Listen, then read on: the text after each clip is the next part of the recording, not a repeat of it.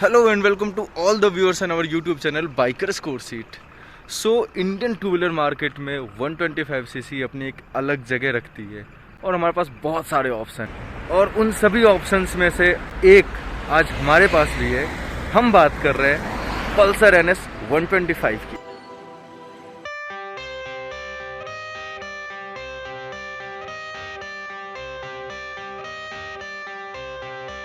I got the cash in the bag, stadium packed. Born a rock star in this life, gon' live it up on the attack. Baby, I'm bad, I just wanna get caught up in this life. I'm crazy, I'm mad, doing no cap. Only God wants you, better go live it up. Cash in the bag, stadium packed. Baby, I'm bad, baby, I'm bad.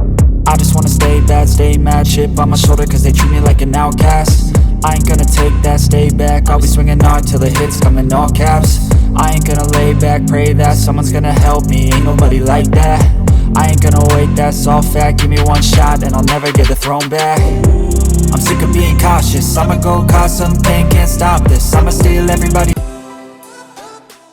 So start करते हैं बिल्कुल ही front से। जो front का tyre section और 80 section का है और जो डिस्क आप देख रहे हैं सामने वो 240 mm का आता है।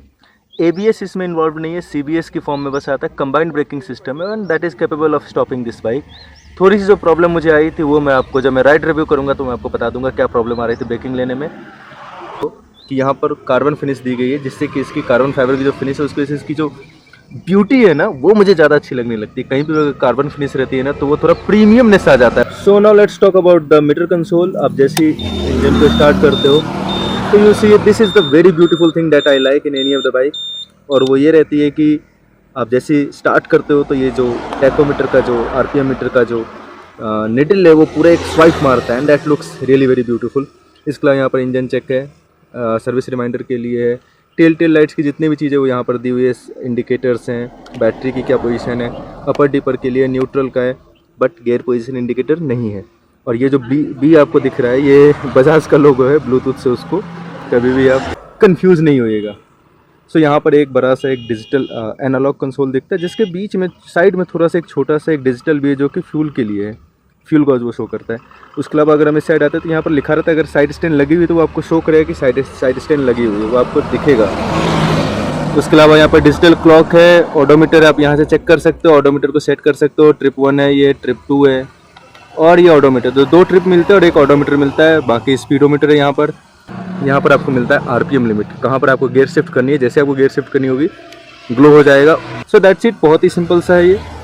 सो अगर मैं बात करूँ इसके इंजन कैपेसिटी की तो this is around 124.9cc 124.7cc की कैपेसिटी इंजन है and this produces around 12 bhp of power और 11 न्यूटन मीटर का टॉर्क है, assisted with 5 speed gear box. 5 ही गियर बॉक्स है, 6 नहीं है। So this is also one thing where you can differentiate कि ये NS 160 या 200 नहीं है। इसके अलावा एक और चीज़ जो आती है, इसमें फ्यूल इंजेक्शन सिस्टम नहीं आया अभी तक, इसमें कार्बोरेटर सिस्टम ही आया हुआ। और कार्बोरेटर के लिए आप देख सकते हो यहाँ पर आपको दिया हुआ है, आप रिजर्व में लगाना जो हम पहले करते थे कार्बोरेटर में। बस ये इसमें एक खासियत है कि इसका जो कार्बोरेटर सिस्टम है वो BS6 की जितनी गाइडलाइंस है उसको कंप्लाई कर देता है, उसको फॉलो कर लेता है। ये इम्प्रूव्ड वर्जन ऑफ कार्बोरेटर है जिसकी वजह से कार्बोरेटर के आपको यहाँ पे नॉब दिखेगी बट इसका जो वर्किंग है वो काफ़ी अच्छा है। To any other old age का जो कार्बोरेटर सिस्टम होता था उससे ज़्यादा अच्छा परफॉर्म। अगर बात करूँ पीछे की तो पीछे मोनोशॉक सस्पेंशन आता है, 5 स्टेप तक ये एडजस्टेबल है।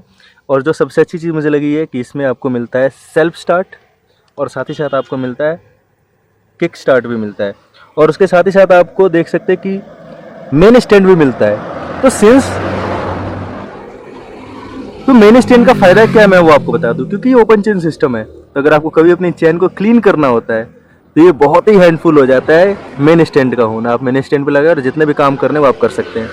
पीछे से ऐसा कुछ दिखता है, जो पीछे की इसकी टेल लाइट रहती है वो पल्सर की जो सो कॉल्ड जो बहुत दिनों से यूज़ हो रहा है वही यू कैन सी कि एक तरीके का ये ट्रेडमार्क है पल्सर का जो टेल लाइट है। और इसमें LED लगी हुई, बाकी जो दोनों आपको इंडिकेटर शो कर रहे हैं उन दोनों में ही आपको मिलेगा बल्ब मिलेगा।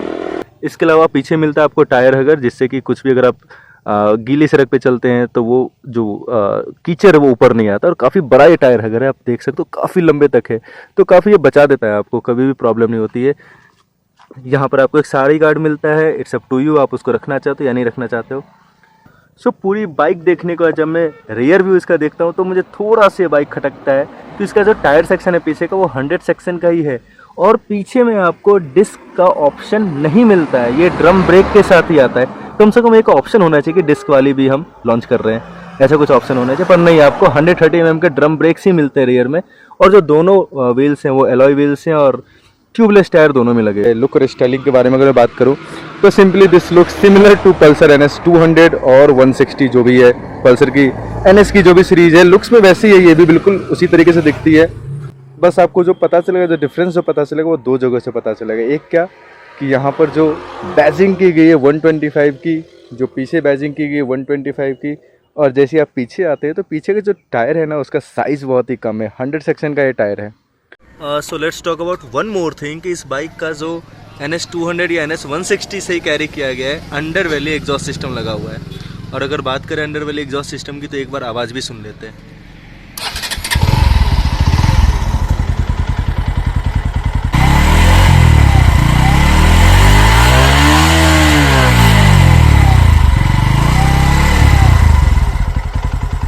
So this was all about the walk around of this bike. अगर कुछ मिस हो गया तो do let me know in the comment section so that I can explain it to you.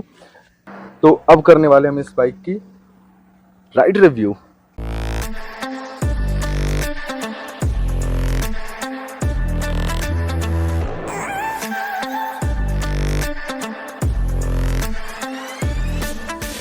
तो माननी पड़ेगी कि ये 8,700 किलोमीटर से ज़्यादा चल चुकी है और 4 से 5 महीने हो भी गए इस बाइक को लिए, ज़्यादा ही हो गए, 6 से 7 महीने हो गए।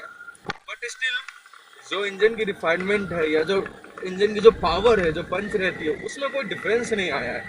और यही रीज़न है ना कि मैं कभी बाइक की जो रिव्यू करता हूँ तो I always check for some used bike, मतलब वो 4-5 महीने चल गई हो उसके बाद क्या उसके इंजन में कोई प्रॉब्लम आई है, क्या जो पहले इनिशियली जो पावर वो जनरेट कर रही थी, जो उसका जो भी बिहेवियर था इंजन का, क्या उसमें कुछ चेंजेज आए हैं, ये मैं चेक करने के लिए थोड़ी यूज्ड बाइक को भी मैं यूज़ करता हूँ।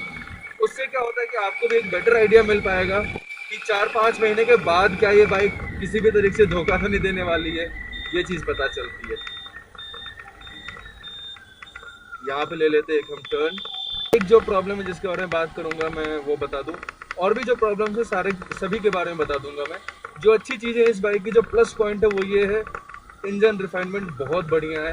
अराउंड 7,000 RPM तक, you can say like 6,500 RPM तक मुझे वाइब्रेशंस नहीं फील हो रहे। जब ये 7,000 RPM पे जाती है तो मुझे वाइब्रेशन फील हो रहा है, ये एक अच्छी चीज़ है। दूसरी, गियर शिफ्टिंग बहुत ही स्मूथ है। तीसरी, 125cc बाइक के हिसाब से इसका जो इंजन का जो टॉर्की बिहेवियर है वो बहुत ही अच्छा है। आप बड़े आराम से जो स्पीड गेन करते हैं इनिशियली वो बहुत ही आराम से कर लेते हैं। क्लच जो है इसका वो भी बहुत ही सॉफ्ट है, मतलब बड़े आराम से चेंज होता है, बड़े आराम से आप इसको यूज़ कर सकते हो उस क्लच को।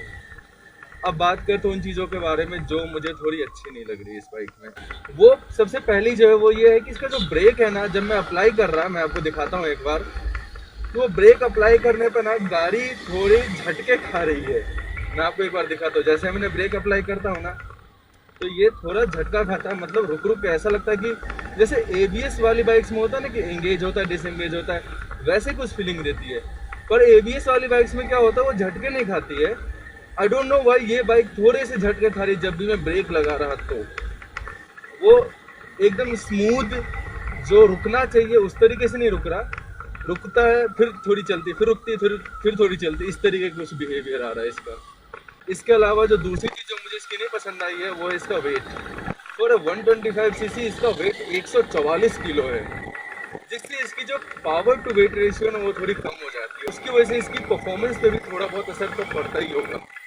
और वो समझ में भी आ रहा है कि अभी जब मैं इसको, जैसे अभी मैं ब्रेक लगा रहा तो ये ना थोड़ी झटके खा रही है ब्रेक लगाने पे, वो मुझे पसंद नहीं आ रही इस बाइक की। 144 kg की बाइक 125cc के लिए मेरे हिसाब से ओवर वेट है। ये इतना वेट नहीं होना चाहिए इस बाइक के लिए, और उसकी वजह से क्या हो रहा है, इसका पावर टू वेट रेशियो जो है वो बिगड़ रहा है। और पावर टू वेट रेशियो बिगड़ने से क्या होता है कि टॉप एंड पे इंजन की परफॉर्मेंस आपको उतनी अच्छी नहीं मिल पाती है जितनी इनिशियल या मिड रेंज में मिलती है। और वो क्वाइट विजिबल भी है कि जब मैं टॉप एंड पे इसको ले जा रहा तो after 80-85 this bike actually face some serious problems, 80, 85, 90 के बाद बहुत ही ज़्यादा प्रॉब्लम आ रही है इस बाइक को लेकर। इसके अलावा एक और चीज़ जो मुझे इसकी अच्छी नहीं लगी, एंड इनफैक्ट वो 160 या 200 NS में भी नहीं है, मैं चाहता हूँ कि यहाँ पर जो छोटा सा ये डिस्प्ले है, इसमें कहीं पर भी छोटी सी जगह बना के एक गियर शिफ्ट इंडिकेटर होना चाहिए इसमें। क्योंकि बात करूँ SP 125 की या फिर जो TVS की रेडियन है, इन दोनों में ही आपको मिलता है गियर पोजीशन इंडिकेटर। उनके प्राइस भी इससे कम है। इसकी जो एक्स शोरूम प्राइस है वो 1 लाख के आसपास है, यहाँ भोपाल की बात कर रहा मैं, और ऑन रोड आपको 1,15,000 1,17,000 के आसपास मिलता है। ये SP 125 की मैंने बात की और वो आगे निकल रही है मेरे से यहाँ पे।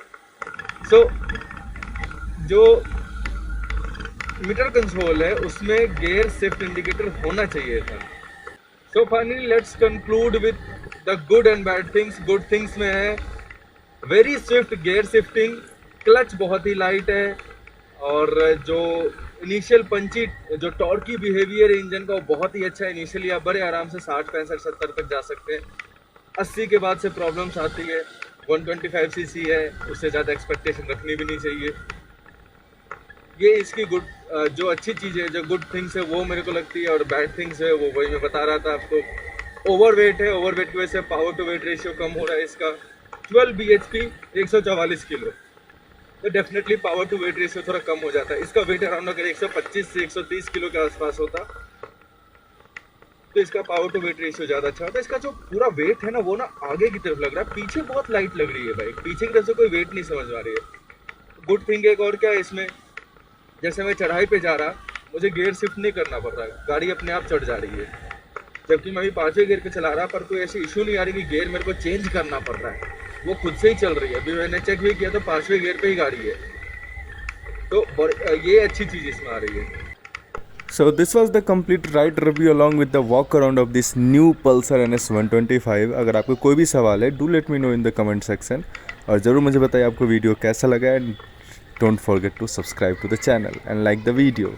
आप मुझे फॉलो कर सकते हैं मेरे इंस्टाग्राम और फेसबुक आईडी पे भी, दोनों के आईडी आपको अभी स्क्रीन पे शो कर रहे होंगे। Thank you so much for watching this video. मिलते हैं अगले वीडियो में। जय हिंद।